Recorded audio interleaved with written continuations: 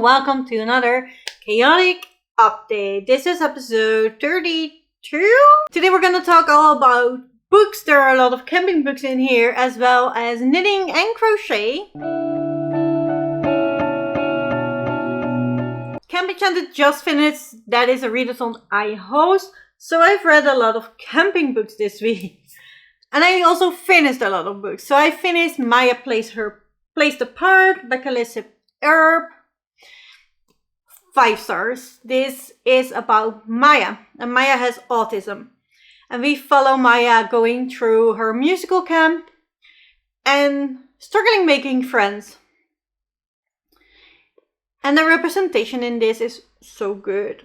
It is very, very accurate. And, you know, in this camp, Maya is trying to make friends and she will succeed. She will find a new best friend. It's really cute. And I love the whole musical thing. Maya really wanted to be the big star of the musical. But the director has other plans for Maya. And Maya needs to adjust. Absolutely love this book. It made me sob. It is very relatable. Not only for people with autism, because I do not have autism. But I think it's very relatable to any neurodivergent people out there. I have ADHD and I have been told many, many times I am too much. So that is something Maya struggles with and it was very relatable. Then I've read Summervamp by Violet Chen Karim. This was the group book for Camp Enchanted. Really cute. This is about another Maya who wants to go to culinary camp. But she accidentally takes the wrong bus and ends up at a camp for vampires. And it turns out she finds a lot more than she bargained for. And it's absolutely adorable. This is very funny. It's very silly and the book knows it. And it's the absolute best. It is cute, wholesome, funny and silly. But vampires camping. Then I also finished The Magical Unicorn Society. This was meh. My mom picked it up in a little library for me. And it was fine. I will unhaul this now. I am never gonna reread it. I would not highly recommend it. But the book is extremely pretty. And in this we follow the president of the Unicorn Society. And he is explaining a lot about unicorns. Then I also finished Camp Sylvania. No, put it there. Camp Sylvania. Which is another vampire camping book. And in both vampire camping books, Twilight has been messed with. And it's very funny. This is about a girl who has dreamed of going to a musical and a circus camp. And she was supposed to go and, you know, she was in the full understanding that they signed up and everything. But her mom decided that she could better go to Fat Camp. And decided to tell her a week before she was going. While her best friend still was going to music camp as was planned.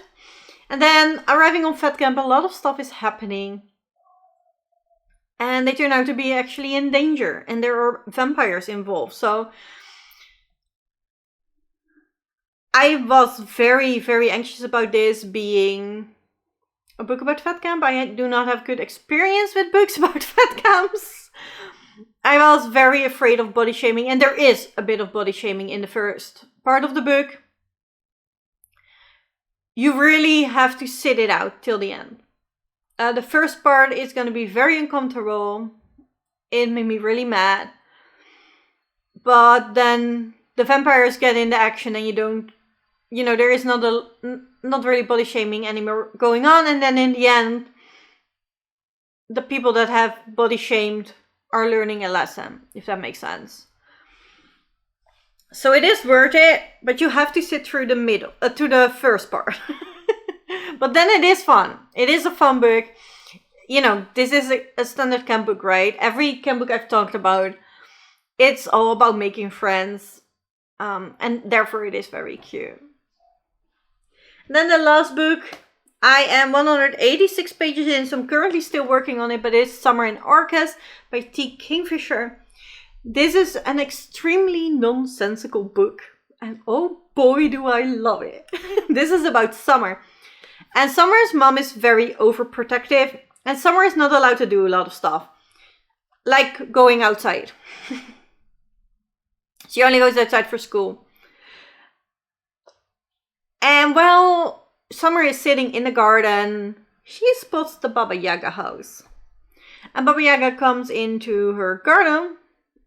That was supposed to be locked, but you know, Baba Yaga got tricks. And she invites Maya to come back tomorrow, saying that if she's in a good mood, she's going to give her a heart desire. And if she's in a bad mood, she will suck the marrow out of her bones.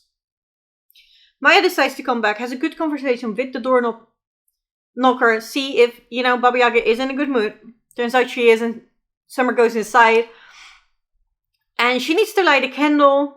And then Baba Yaga gives her a weasel and says, well, you can go now, bye.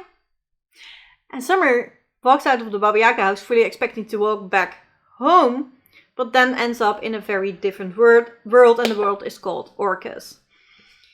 This is a nonsensical world. Animals can talk in here. There is a lot going on. And, you know, Summer is trying in this whole journey to figure out what her heart desire is and what she's supposed to do here, as well as making friends along the way. One of her friends is a bird, a hoopoe, and he's extremely nonsensical. The weasel is very sassy. The wolf she meets is a werewolf, a warehouse, so he is wolf by day, but a cottage with little white curtains at night. And he is very philosophical.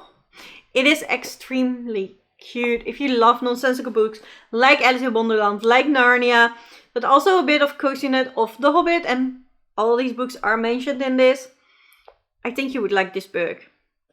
However, if you do not like nonsensical books, this one is not for you.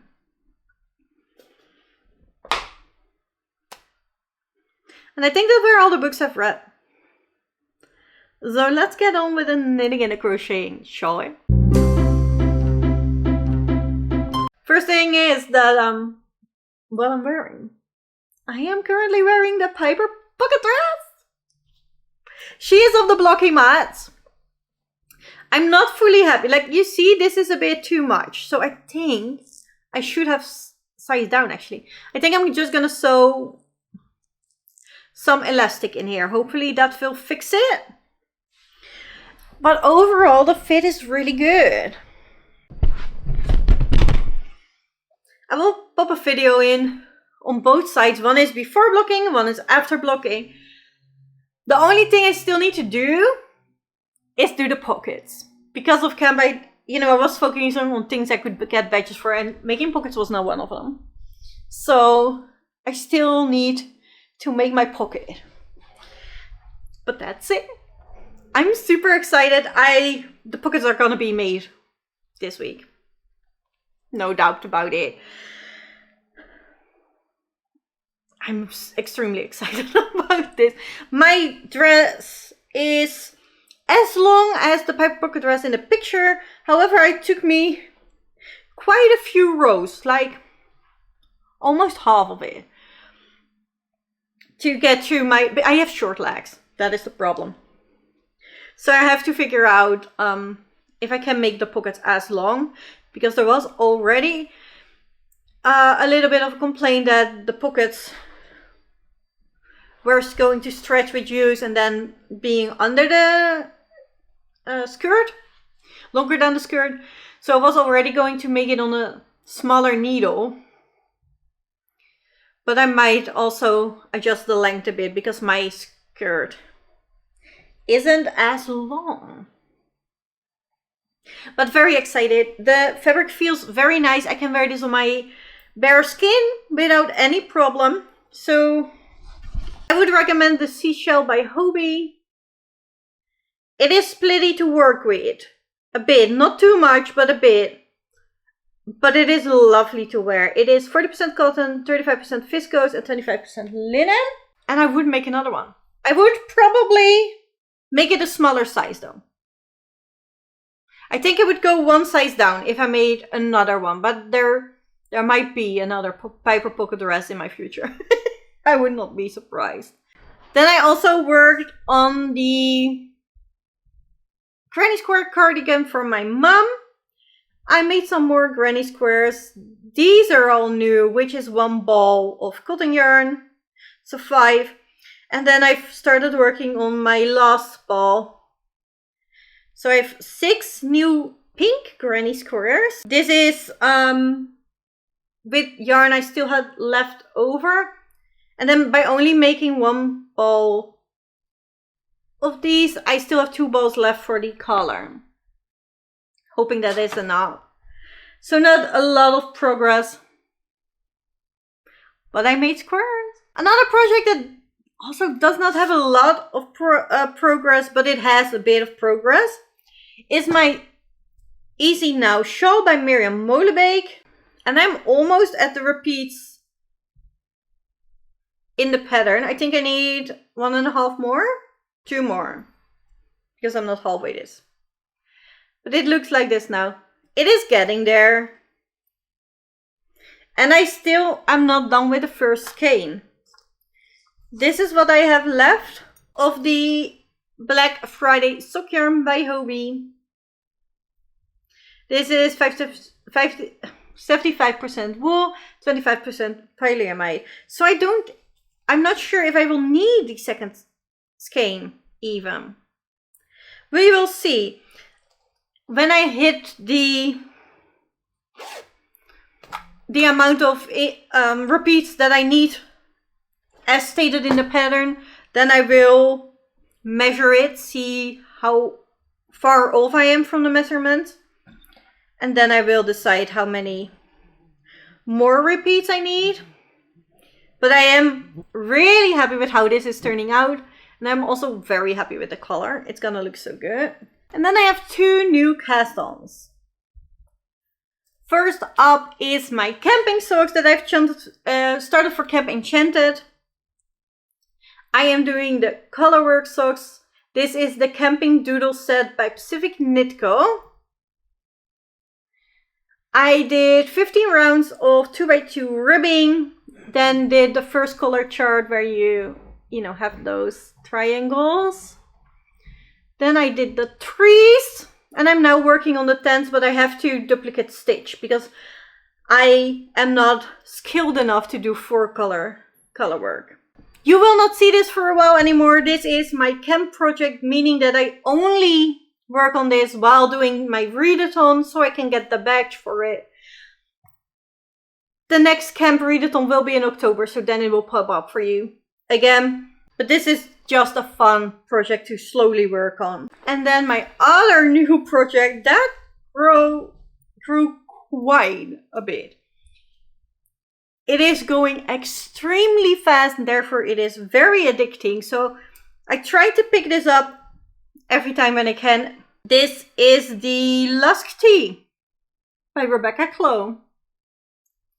This is drop shoulder t-shirt. You first make the back panel and then you attach the fronts and then knit them together. And I'm currently at the part where I just split for the underarm. I chose a size that was way up. It has way more positive ease than Rebecca recommends, but I really wanted that. Or I thought I did. Because the top looks good, but under the arm I was like, no, this is way too big. So I then decided for the underarm I forked back and made the armhole shaping for the size below. And then I cut the stitches that I needed to join in the underarms through half. And now it seems to fit really well. And now I just need to knit stockinette until I think it is the right length. This is so nice to work on. Rebecca always says that her Tulsa tees and you know, everything on the Tolsta gauge, which is 17 stitches, goes by so fast. And I was always like, yeah, sure, but you're a very fast knitter. Like, she makes so many projects that I could never do in a year. And now I'm doing, like, this is 3 days, maybe max. It does go by extremely fast. So I'm just knitting until my ball of yarn runs out. Then I'm going to do the sleeves. And then we'll figure out the length. I am making this with France Cotton Silk, which has 77% cotton, 23% silk. I love this yarn. I think it is a part the yarn, part the gauge, but this is so drapey, so flowy. The fabric is so extremely soft. Absolutely love it. And this is going to be such a pleasure to wear. I can just feel it. This would go faster. Even. It is going already so fast, but this would even go faster if I would stop touching the fabric every other row. I'm like, oh. Feels so soft, feels so soft. And then I knit again, which obviously takes a bit of time. Yeah, I should probably have done it a little size down. It is, oh wow. I do like the paper dress. I'm just gonna have to put elastic in this. But that's it for this week. I hope you enjoyed this episode. There were a lot of books. 2 new projects, so I think we should be fine, right? If you did, please like, subscribe if you want to see more chaos from me. Let me know what you have been working on while watching this, or what are you currently reading, and I will see you in the next one. Bye!